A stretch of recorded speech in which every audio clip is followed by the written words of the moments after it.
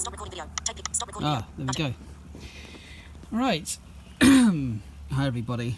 I'm not a YouTuber, as you can see. I've got a couple of videos up there, but nothing special. So I'm just gonna vaguely wave the camera down the garden so you can just hear my voice. I can't be bothered to frame myself properly because I don't have time or energy for such things. Just responding largely to a channel called Boost Magazine or iMedia Chronicles. I'm not sure which it is. Pardon me. It's a chap called Jeff, and he made a video yesterday about guide dogs. Now, I don't agree with everything he said, but I agree with some of what he said. Now, as usual, in the blind community, the visually impaired community, you've got very entrenched views that are based largely on, I would say, a narrow-mindedness and an inability to expand horizons. Now, I'm a guide dog user or owner. I have been for 20 years. I've been totally blind since 2012. Before that I was a low partial, and when I was a child I was a good partial. Anyway, I'm going to address a few points Jeff made and make a few of my own. Now, first of all, there's a very odd view of guide dogs, and the view is largely perpetrated by guide dogs themselves as an organisation, Guide Dogs for the Blind Association, and their marketing and their PR campaigns. They make it seem, and the public swallow this, that unless you have a guide dog you're somehow useless and lead half a life. Their campaigns talk about rescuing, talk about saving lives, talk about without the dog I'll be nothing. Now, my dog has given me so much freedom and confidence, but without a guide dog I would still have a life. I would still lead a life differently, but I would still have a life. Now, this view, I think, has a knock-on effect, and people who use long canes are frowned upon or seen to be somehow less. Now, the most independent people I know use canes, because with a cane you have to be aware of what's around you. With a dog you can almost go on autopilot. Now, in the video Jeff mentioned that all a dog does is give you speed. Well, a dog does give you speed. Oliver and I walk very quickly.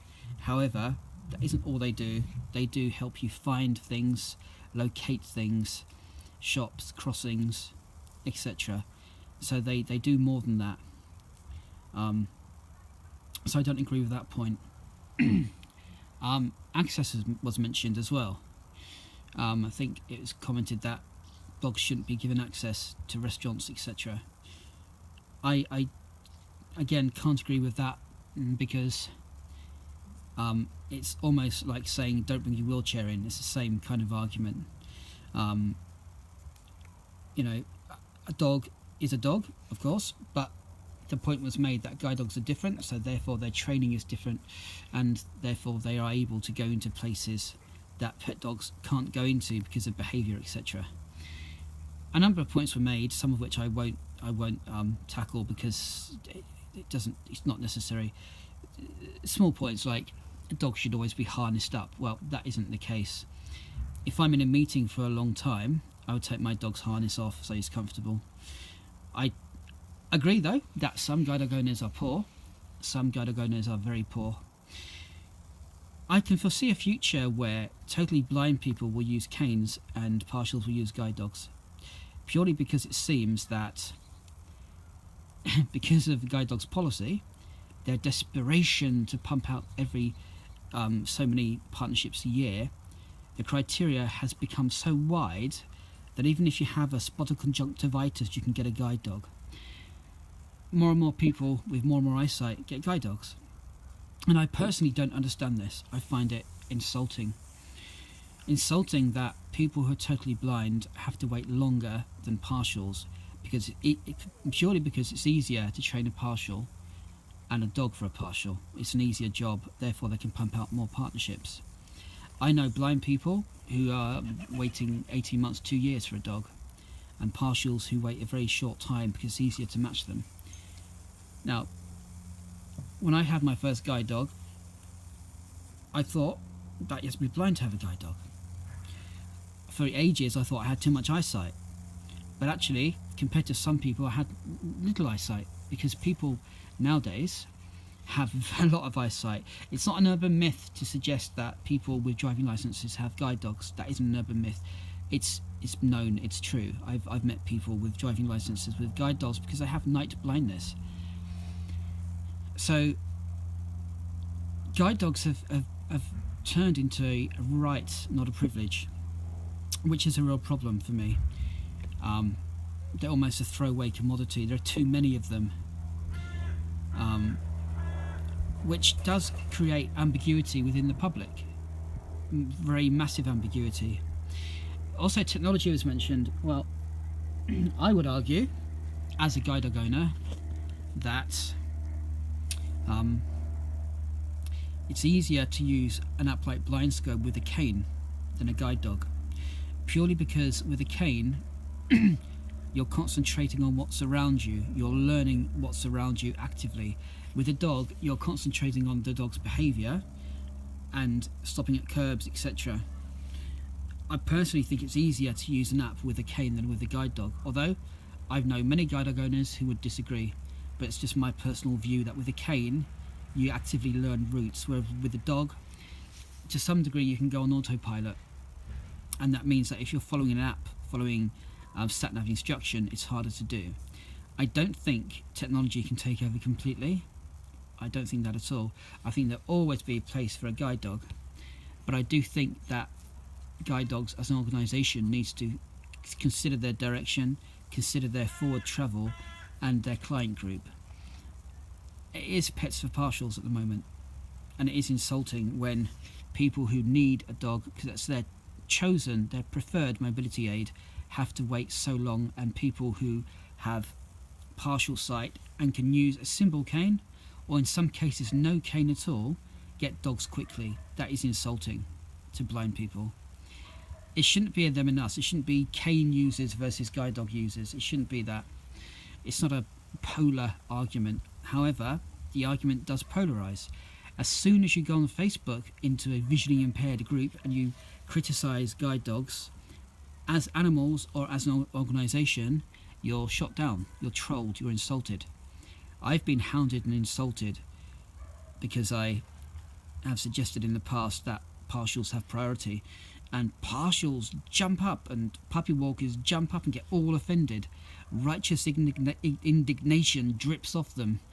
It's interesting and sad that debates can't be had. You know, I disagree with lots of things, but just saying you're wrong and insulting somebody doesn't really create an argument. You need to discuss things with thought and logic. I disagree with a lot of the video I'm replying to, but I can see where the Jeff, I think it's Jeff, has come from. You know, I can see that, where it's coming from. And I think YouTube people, they tend to say things for reaction as well, to some degree, so everything should be taken with a pinch of salt. I think he said at one point in another video that Braille is dead, or people shouldn't learn Braille anymore. I disagree with that. I think if you stop learning Braille, you're choosing to destroy literacy. I think Braille is vital for literacy. I absolutely is. I'm saying this as a former teacher and as a writer, and I think Braille, if you have a child who doesn't learn Braille, you're essentially stripping them of their literacy and of their immediacy. There's something nice about being able to whack a piece of paper in a brailler and write something, rather than crapping around with technology. Technology is great. I love technology, but it can only take you so far. So, guide dogs. Some owners are great. Some dogs are brilliant. A dog is only as good as its owner. A lot of owners aren't as good, or aren't so good. And sadly, it gives other people a bad reputation because it rubs off. I like to think I'm a pretty good owner after these years, but I'm not perfect. I would never let my dog run loose in a public place like a shop or a public building. That's mental. It's just inconsiderate and it's dangerous. So yeah, there ought to be a place for guide dogs. Will there be a place for guide dogs in my future? Well, there's the question. I've had 4 guide dogs. I rely upon my guide dogs. My cane skills are limited. But I know that when my dog retires, I'll have to wait for about 2 years, which is ridiculous. And in that 2 years, I'll have to use my cane. So after those 2 years, I'll probably get used to it and won't want another dog. It's sad, because if you're a priority, you should get a dog quicker, but you don't. It's sad, but that's the way it is. Guide dogs have a very skewed view from the public, very filtered, very dodgy. Blind community, vision impaired community can't talk logically sometimes. People take things too personally, too emotively, and that negates freedom of conversation and a free exchange of views. Some things are taboo. If you talk about partials having guide dogs, you get screwed. It's a taboo almost. It's fascinating. It's a really odd piece of psychology.